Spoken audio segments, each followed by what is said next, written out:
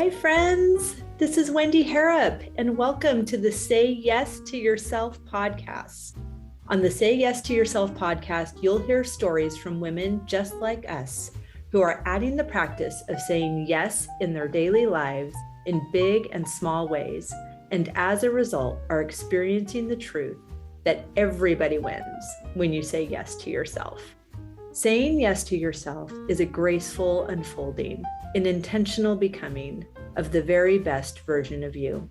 It is my hope that in these conversations, we are able to find our truth and be inspired and empowered to live our very best lives. I'm so excited to go on this journey with you, and I look forward to finding a bit of our own story in each other's. Hi, friends. Welcome back to the podcast. I'm so happy that you're here. Thank you so much for spending your time listening to these beautiful conversations. You know, it's one of my favorite things to do with my time. And I know that you're not me. So I'm just honored that you also take the time to listen to these conversations, to glean from the wisdom that resonates with you, and for so graciously writing a review, giving us 5 stars, sending me a DM, responding to an email with all of your love and encouragement. It's almost too much goodness, but I'm here for it. And I am just so honored and thrilled to be in this chair and in these beautiful conversations and in community with you. So thank you so much. I am equally honored to share this conversation today with Tiffany Leader. She is a new friend, and oh my word, she is so fun.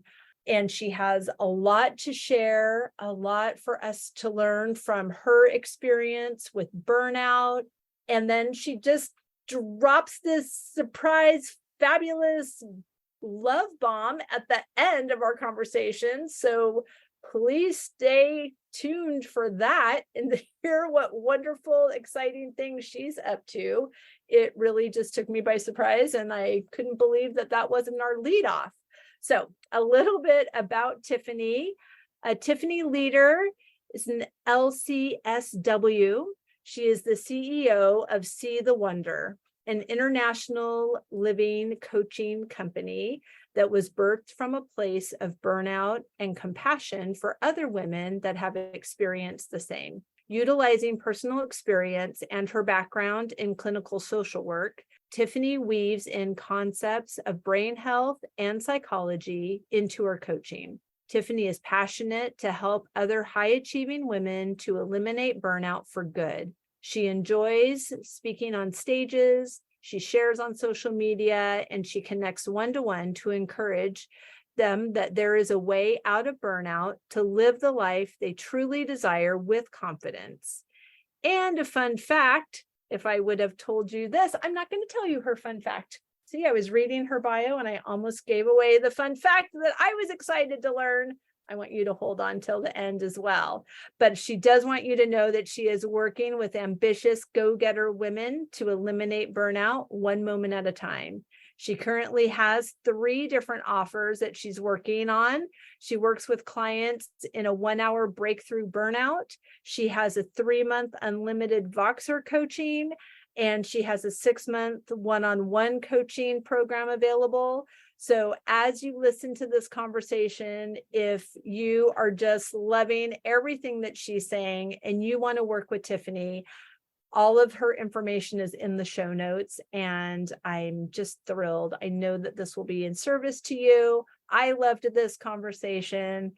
So without further ado, enjoy this conversation with Tiffany Leader. Tiffany Leader, I am so happy to have you here with me today. Thank you for coming. I am so excited to be here and chat with you. This is going to be great. It is going to be great. Right before we hit record, I was telling Tiffany, friends, listeners, that it's just one of those moments where the list of things that needs to be done is feeling a little crushing. And as I look at Tiffany's sweet Zoom box right next to her name, it reads burnout coach. And I just think that I'm so happy to be having this conversation with you right now. Yes.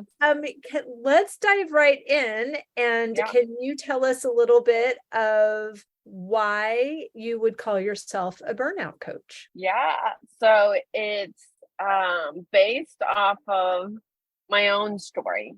And also, so my background is that I have a background in clinical social work. And I think I have reached levels of burnout over my career, but I had one, like, I'd say major, like, turning point burnout where I was like, I'm done. Like, things started happening physically, emotionally. It's like I didn't even know I was burnt out. I was just telling somebody this the other day, was like, I wish I would have known, like, had the awareness with all, all the education and the tools and all the things that I teach clients on a regular basis. But I knew my symptoms were not normal. Like, I knew the crying every day wasn't normal. I knew the level of tension in my neck was chronic. Like, I knew that I had a couple of panic attacks and was like, this is not my normal, but I didn't clue in until somebody said across me. And I went to a therapist because I knew, like, this stuff isn't normal. But I grabbed onto the thought before I went to therapy and said, it's going to get better. It will get better. I just got to push through. I just got to do the thing. Once we get over this hump of this project that I was working on, it's going to get better. But the reality, it wasn't. It's kind of like that quote that you say, like, insanity is expecting different results and doing the same thing. That is exactly what was happening with me. And until I had therapy for about a month, and my therapist looked at me and was like, Tiffany, when's it going to get better? I was like, I don't know. And in that moment, in time, a little bit afterwards, as I was processing, I was like, oh my gosh, I'm burnt out. Like, I wake up tired. I go to bed tired. I feel exhausted. That to-do list, like you were talking about, was crushing because it was always going. There was never time. Like, it was either going in my life or going in my head. And it never stopped. Or I wouldn't let it stop because of whatever reasons. Like, we all have these different reasons of why we try to keep that to-do list. I think for me, a lot of times it was a sense of control that I was having, this sense of, and that was providing a false sense of safety of, like, okay, if I can just remember these things, or if I can think on this stuff enough, then I can feel better about it. And which in reality was just causing more stress in my life. And so when I hit that point of, like, something's got to change, I had to make hard decisions, and I had to do things to take care of myself and not put myself on the back burner, but bring myself on the front end and say, okay, what do I need to do? How do I need to process through this? And so my own story, I tell people, my own story can be your story, because now I am so aware. And I've worked on this. So it does take time, but it is simple all at the same time, of, like, recognizing when I'm starting to feel that way, when I'm starting to feel a little bit more stressed, when my sleep is not as well, when I'm feeling that tension and that spot in my neck. I know to be like, oh, let's get curious and see what's happening. And I can prevent burnout now all day long, because I know my cues of my body, what my body's saying and what my mind is saying. And so that's why I'm a burnout coach, is because I don't want anybody ever to get to that place that I was in. And I'm really passionate about saying, like, there's another way out, because I know what that feels like. I know the exhaustion, the overwhelming feeling, the thoughts that circle through your mind. Like, I get you. And, like, I get it. I completely get it. And I want you to know and encourage you, like, there's a way out and there's a way to do things differently. You're amazing. I have 132 questions about all the things you said. That was so beautiful. I'm going to ask 3 of them, Okay. And perhaps your answer can be encapsulated however you desire. Sure. So one thought was, why do you think it is that we move the goalpost? So why do you, in other words, when you were saying, well, it's going to get better as soon as this project's done, or as soon as this thing happens, or as soon as that's number one. Number two, what are some ways that we can be mindful? So I guess this kind of is number three. With number two, you mentioned being curious. So in what ways can we be mindful of things to look out for before we get to burning out? Because that's not healthy for our bodies. Nobody wants to go to that limit. But at the same time, I think women, I think there's the 132 questions. I think there's 132 reasons why we allow ourselves to do that. We think, and by we, I mean me, I think, well, if I don't do it, who's going to? Right. Literally, Amelia cannot mow the lawn. So that leaves me. And if, I don't have an option, I don't, there's all these reasons, or it's not that big of a deal, or I'm a giver, or that's how I contribute to the household. We talk ourselves out of it. Also, I'm going to let you answer these questions, but it's also reminded me of a statistic I heard that I don't recall, so I'm not going to quote it, but some ridiculous number of the percentage of women that die from heart attacks because they talk themselves out of the symptoms, or they think, oh gosh, I have this shortness of breath and this pain on my left side. But as soon as everybody leaves the party, I'll lie down or something like that. What is wrong with us is the question. Yeah. There's so many different answers, like you said. So I think the core of it is that we all have this innate I'm not good enough that has been planted inside of us, whether it's been from experiences, I could even go down to the track of what was your mom like in utero? That stuff passes, whatever your mom experiences or the stress your mom experiences while she's pregnant with you, actually it changes and it shapes you, and no fault to her, but we're all doing the best we can with the tools. That's right. Exactly. And then we can have experiences in life that kind of reinforce that thought of I'm not good enough. So what do? We do the things. We run the race. We volunteer for everything. We say yes to everything. There's a lack of boundaries, or if there's a boundary, we feel guilty. And so what we're doing is that we're trying to find peace and contentment within ourselves by doing and achieving. And our society is conducive to this, so it celebrates it. So that's another layer of it, is that it celebrates it. It says, oh yeah, let me give you a high five for all the things that you're doing. Let me tell you that your busyness, the busyness that's causing the burnout, is actually an achievement, because look at all the things that you're doing. So you get this external validation also. So that feels good. That kind of ticks that box of oh, maybe I am good enough because that person just said, oh, wow, you're doing all these things. How incredible you are. And then, and there's systems.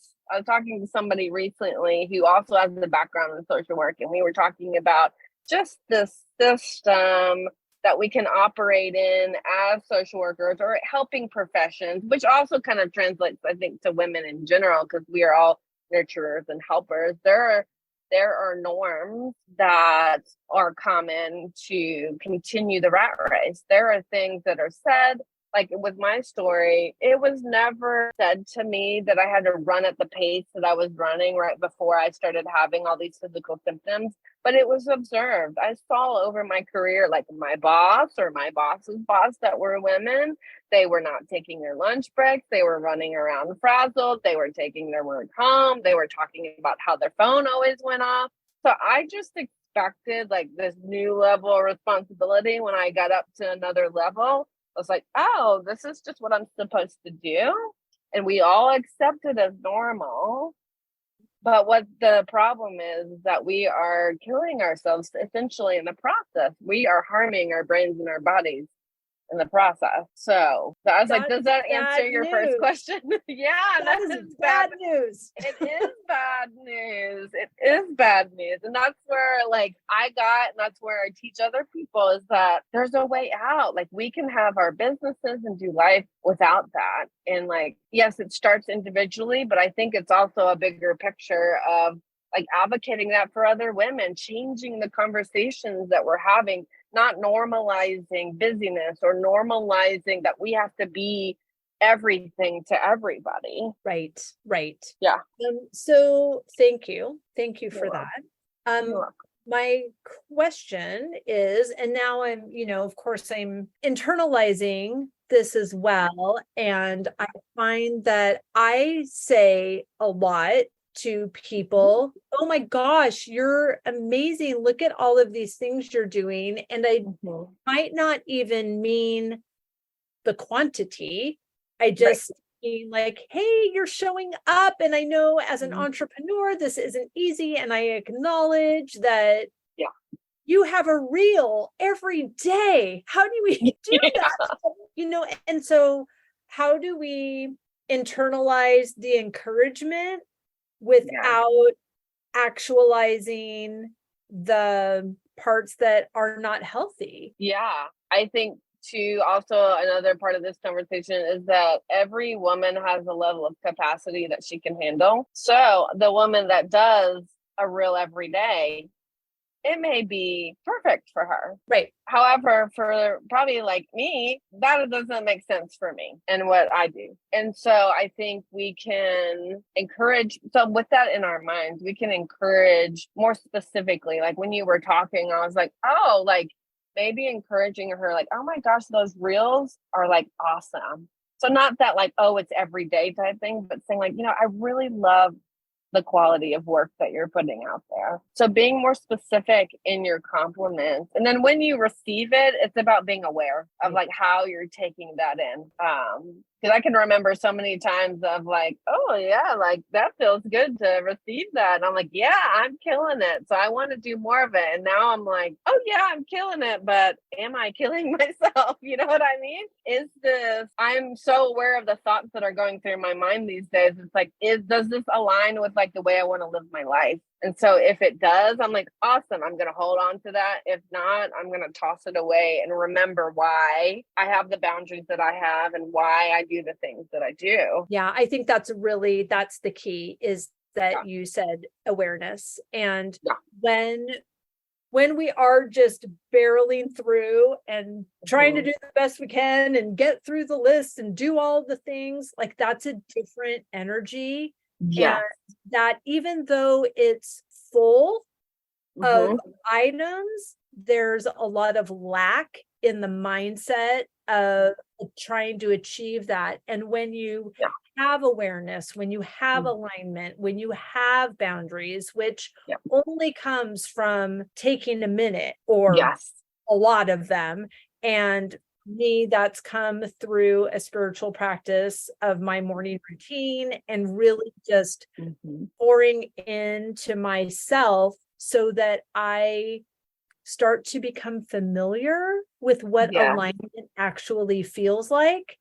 And funnily enough, misalignment is what becomes more of where my awareness is.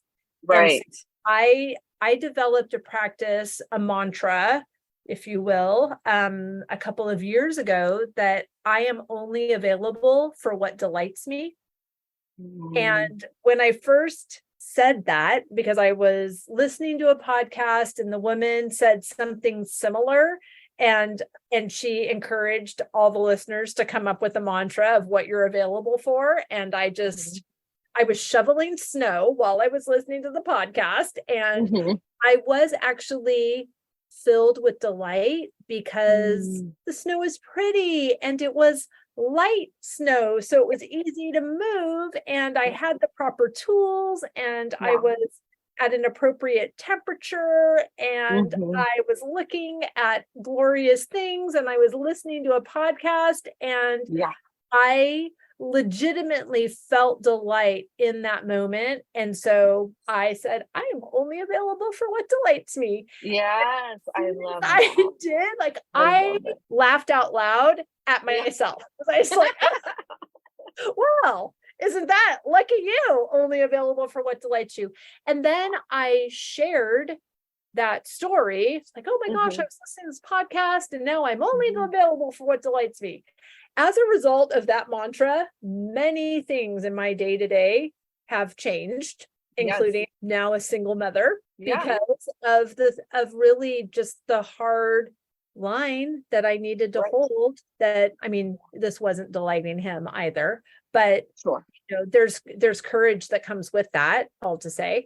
But it is really, nobody can do this for us. We can certainly hold space for each other and be accountable to each other and be available to each other when it's easy and when it's not easy.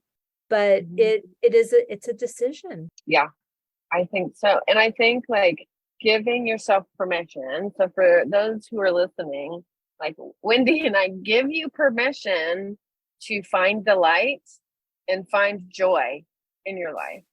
And you can have that. There's so many women that I talked to, and I'm kind of getting a little teary-eyed to thinking about it, is that, like, so many women, like, have forgotten what delight and joy is in their life, or it's like, I don't got time for that, or I've got to do all this other stuff. Like, why do I need to do that? But like you said, when you make that decision to pursue those things, everything else falls into place. You find more time, you find more energy, because the delight and the joy that is bubbling up from these things you're implementing into your life is giving you more energy. It's giving you more space to do those things that you love to do. And you just have a new perspective on life. And you have some agency Yes. over what you do not desire to do, because it does not delight you. I mean, obviously, and I've said it before on the podcast, that, it delights me to have chickens. So that means I need to clean the chicken coop. Cleaning the chicken coop does not delight me, but it is in service to the thing that does delight. Yes, so exactly. We do things still. We're not just floating around drinking champagne all day long. But and also, my to-do list is feeling a little heavier than normal, because in 2 weeks, Amelia and I leave for France for the month. So there's a payoff. Play your violin for my sad, overwhelming to-do list, so that I can prepare to go to France for a month.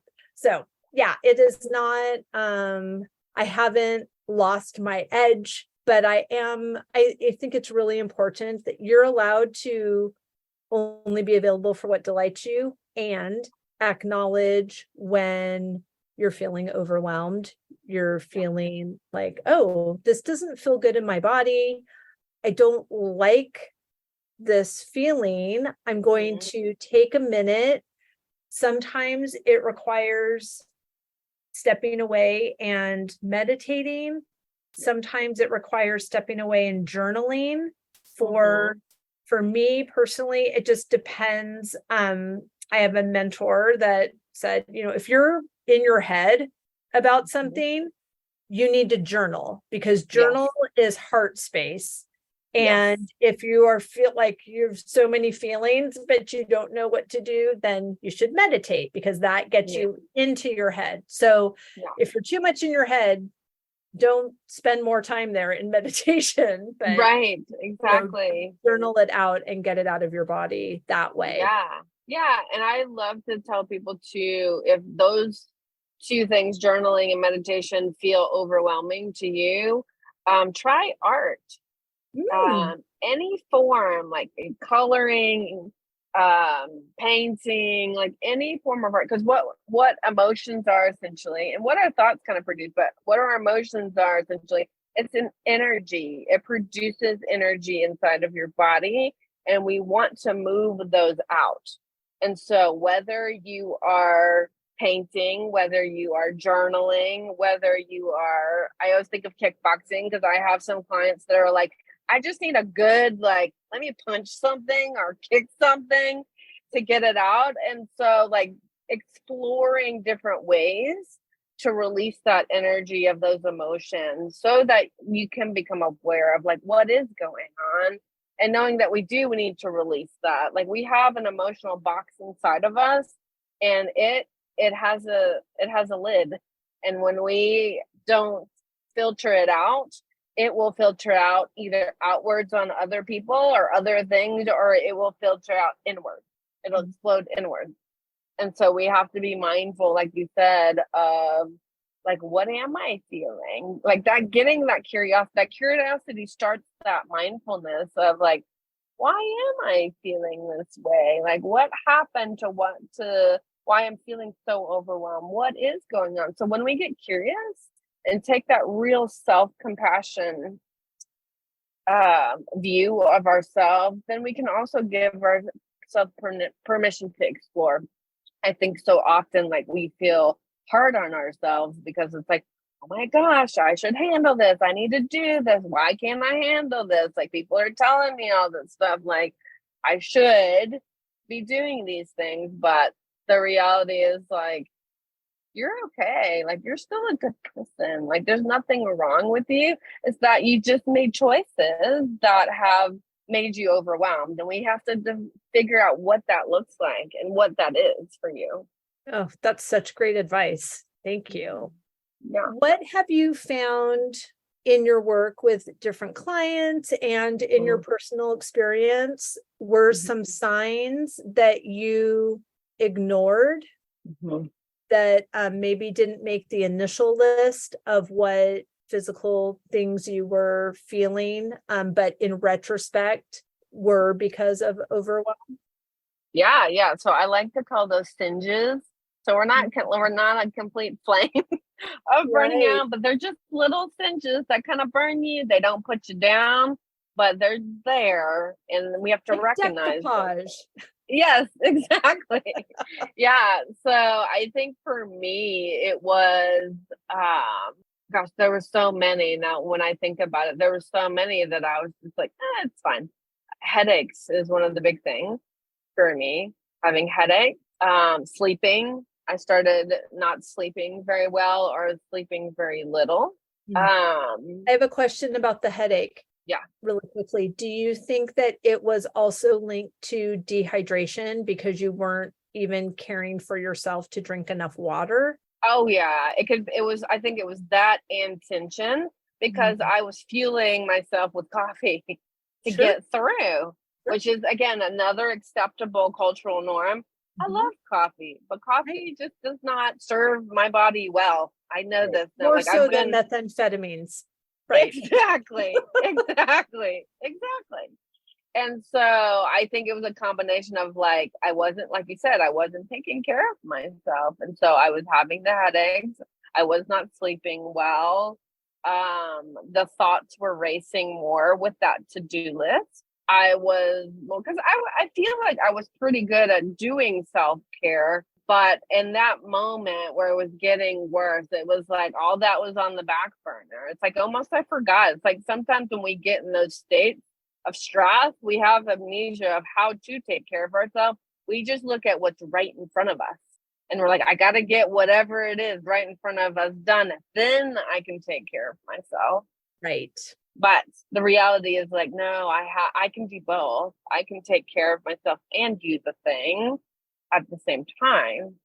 I was trying to think of like, I had asked friends, I think from time, and I had a friend point out to me about how I was more sensitive about things. And I seemed to look more exhausted than normal. And this is a friend I've had for a long time. And so I really value her honesty. And I was like, okay, let me take that in and let me think about that and see what was going on. And then it just got worse from there as far as physical symptoms. I'm very aware. I have a lot of gut issues that I've had over my life. And so a lot of the times when that starts flaring up, that's also an indicator for me. So like, I know my body in that way of like, okay, my stomach is not feeling that great. Like, let's look at it. Like, what am I doing? And so those were kind of the smaller symptoms or those tinges that started popping up. But again, like these things that like I was still running, like these things didn't put me down. But I think it's so important to recognize these things because our body is talking to us, and our body talks to us a lot sooner than we are conscious of.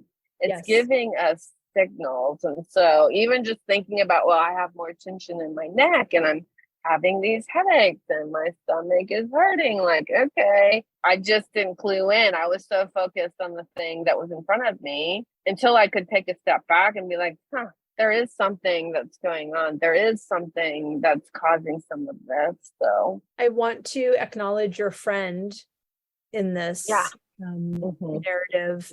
That was really courageous of her to share with you. Yeah. And I'm so grateful that I have friends. Right. I have several friends that are like her. This is my closest friend, and we have valued honesty in our relationship for such a long time because we see, and I get it. It takes time to build that and have hard conversations, and it's not always necessarily easy to have those relationships like that, but like they're gold. They are. Because like you said, like I think now, like we were just talking not too long ago, and it's like we have no hesitation in sharing how we really feel with each other. Life-giving. We're not being harmful to each other, but it's like, I value her honesty so much because I can't see, and I need somebody to help me. Like my husband also is very much honest with me too. And it's like, I just value that more now than ever in relationships because I'm like, I don't got time for all that other stuff. So that other stuff doesn't delight me. And like, be honest with me and I'll be honest with you and let's move forward. Let's like care for each other in that way. That's beautiful. Yes. Speaking the truth in love is an immense gift. And I think, I've been spending quite a bit of time with a small group of friends that I met in an online course in January of 2020. And it was such a gift, just to speak to the point that you don't know where you're going to meet your people. And it doesn't have to take a long, long time to forge these friendships either, especially when you're coming from a space where you already have some commonalities. So 3 women were all entrepreneurs, just starting a business or, just wanting to grow their business. So we had that in common, but geography, not in common, and business type, not in common, but we made a commitment to each other that has still going. We've been meeting every week since October of 2020. And this group of women, 2 of them, we just went to Africa together. And one of them is the founder of a beautiful nonprofit, and the other woman and I are on the board. And then so is the third woman who didn't come on the trip with us. But they're just phenomenal people. And I think there's so much richness and so much beauty that comes from aligned community. And I believe that, again, with us having agency, we can absolutely create the community that we desire. Yes, 100%. I am also, and I think that is a pivotal part that we miss in taking care of ourselves and preventing burnout, is that, yes, we can give you the tools. I can give you the tips and all this kind of stuff, but like community is such a pillar on your journey. And we need those people to laugh with, to play with, to do. Like, I have two, like, speaking to one friend that talked to me and another one, the three of us, we call ourselves laughing all day, because from the moment we met each other, we laugh. Like, anytime we get together, we're laughing. I think we took a trip to New York City one time, and I'm pretty sure we laughed the entire time. And like, how, like, we all needed that. We needed to just be funny together and release the stress, because our lives were really stressful at that time. Like, there were just things going on in each other's lives, and we were like, we must have needed a big stress relief, because we're laughing at everything and it doesn't really make sense. But like, I love that, like, that sense of community of people where, like you said, aligned community where you just get other people and other people get you. I'd encourage people too that are listening, like, those people are out there. Yep. But don't give up in searching for that, and having that and holding on to that. Right. Yeah, I completely agree. I mean, I can see where, if someone's already being singed, or they're very much on the verge of burnout, and they're like, and now I have to go make lifelong friends that I'm going to travel to Africa with. Like, what are you even talking about? And so if anyone is listening and you think, how in the world am I going to find these people? How? I want you to message me, because when enough people, if 3 people message me to say, I would love aligned community, I have no idea where to start. Yeah. Here it is. We're going to start together. So I hold this so dear, and it has been so pivotal for me, and I get more done by investing in these female adult friendships. Yes. And because it's an investment in me, and we've all heard, but it's totally true. You cannot give from an empty cup, and we've got to fill ourselves up. And then when that is overflowing, we give from our saucer. We're not even giving from the cup. The cup, like, I take from the cup, everybody else gets from the saucer. Yes, I love that analogy, because it's so true. I think we feel like we have to give until our cup is empty. Yeah, and a pedicure and a bubble bath is not going to fill that cup. No, it's not. Yes, I was like, let's bust those. Like, I'm all about self-care. Like, if bubble bath delights you, great. But like, there's so much more depth we need to go to, and community does that. In turn, like the mindfulness we were talking about does that, and bubble baths is just the surface. It's the start. If you have not had a self-care routine and you love bubble baths, then maybe that's the start of your journey. But there's so much more to be had. Absolutely. Oh my gosh. It's so true. Okay. I haven't even asked you the question that I ask everybody. 133rd question for you, Tiffany, is, how are you saying yes to yourself in this season? Yeah. I am saying yes to myself by taking naps and sitting outside. I love that. When I'm a nap, so this is like a little bit of a story. I'm here for it. This is not a rapid fire question. This is usually how I start the conversation. So my dad is Chinese, and he was in a boarding school when he grew up. And so they had to take mandatory nap time. So he grew up doing that. And so he just carried that into his adult life. And he's been able to have careers where he could go home and take a longer nap. So like, I grew up with one, like on the weekends, we would just as a family take naps together.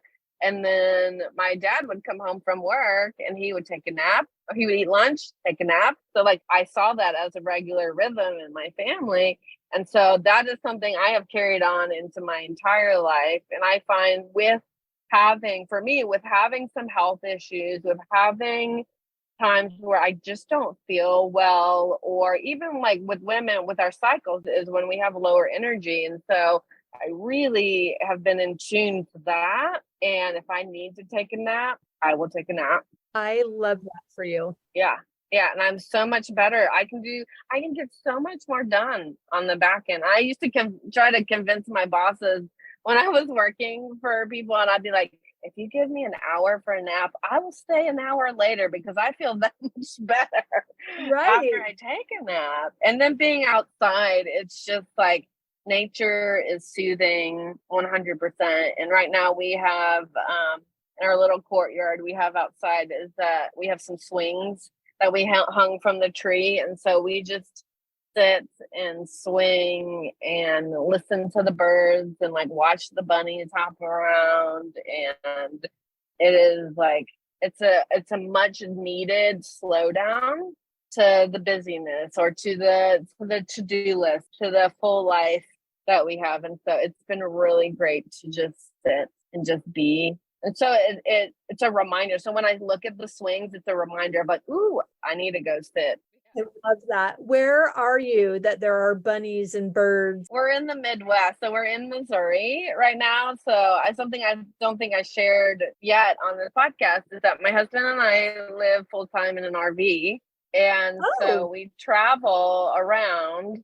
And so right now we're family. We're helping out with my mother-in-law, but we're in Missouri right now. So our lifestyle in general is intentional to help us live outside more, because we don't have to live, like our house is small, but it's big enough for us.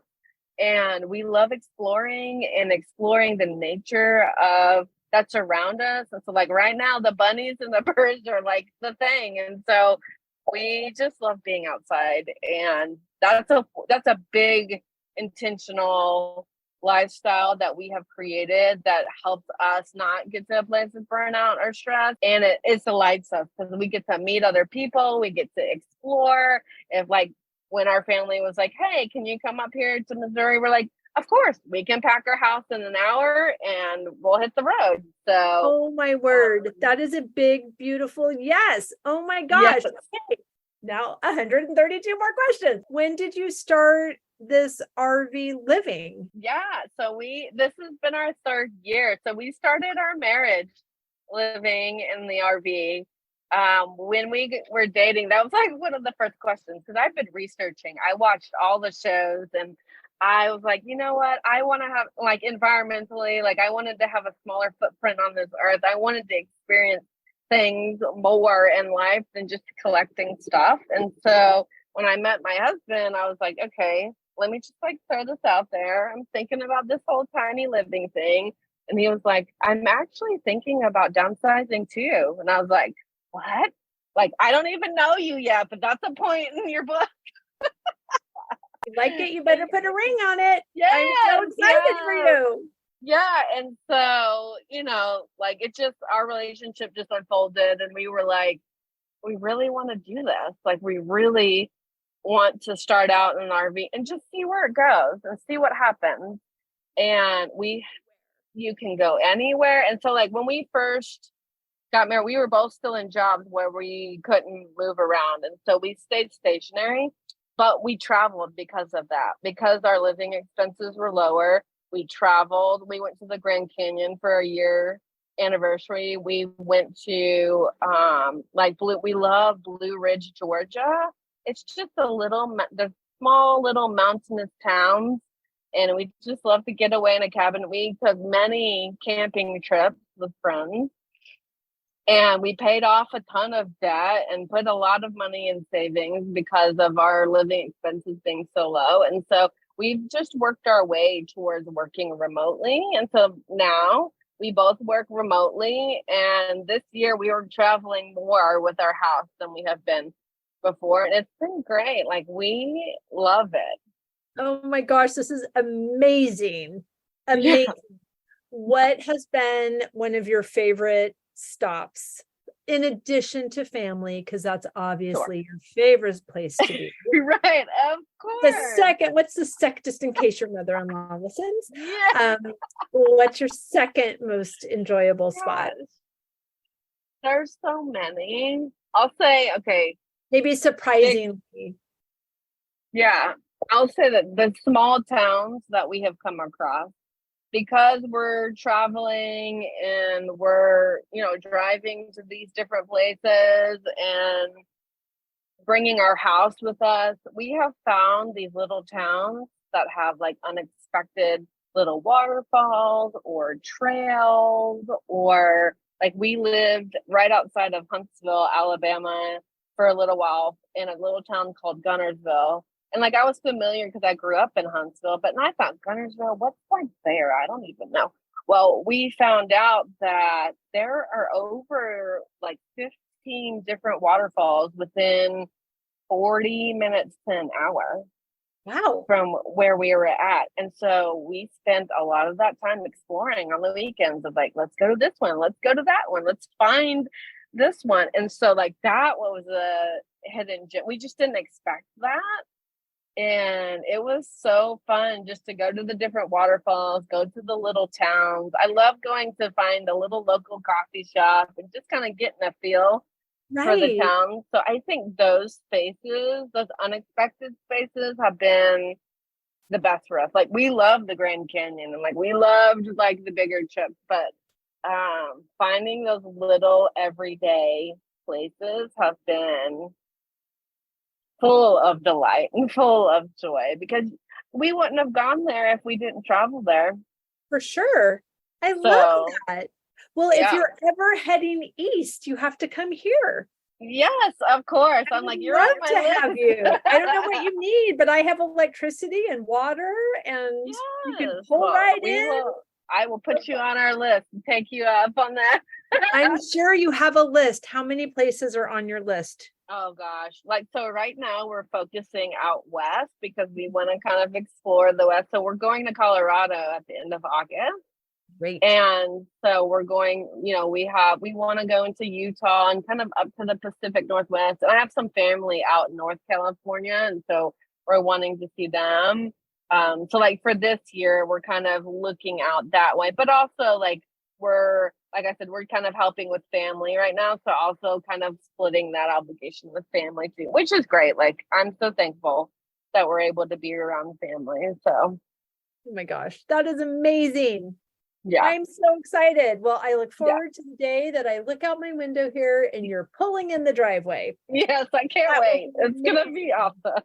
Oh my gosh. Thank you so much for your time, Tiffany. Please tell everybody where they can find you, where they can follow your adventures, and where they can find out how to work with you as well.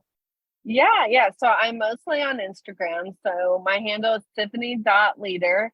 And you'll find all of my information on there of how to work with me. I have a couple of different offers I've been putting out there. So it's so fun. Like I just have so much fun with my clients, like because like you're burnt out and you're exhausted, and we got to have fun. We got to do the work, but we got to have fun at the same time. And so I'm having so much fun with that. And my husband and I, we do have an account for our adventures in our RV life. It's called Follow the Leaders 920. Since our last name's Leader, we kind of like we just play on that, play of words on that. So we're kind of building that as well. And so you can follow our adventures and where we're at over there. And yes, I'd love to connect with anybody, whatever it is. If it's RV life, coaching, any of it, I would love to share with you and connect with you. Oh, perfect. Thank you so much. And we'll link everything down in the show notes. But thank you so much for your time. I loved our conversation. Oh, it was so great. Thank you so much for having me. I'm so grateful. My pleasure. I hope you enjoyed that conversation as much as I did. As always, any links or notes mentioned can be found at phineaswrighthouse.com in the podcast section of our site, or in the show notes below. And if you haven't connected with me personally, come find me on Instagram at Phineas Wrighthouse and let me know you listened to this episode. I'd love to get to know you. Thank you for sharing this time with me. I know your days are full, and I'm really grateful that you chose to spend some of your precious time right here. Be sure to subscribe to the podcast so you don't miss any of these delightful conversations. I'll see you next week.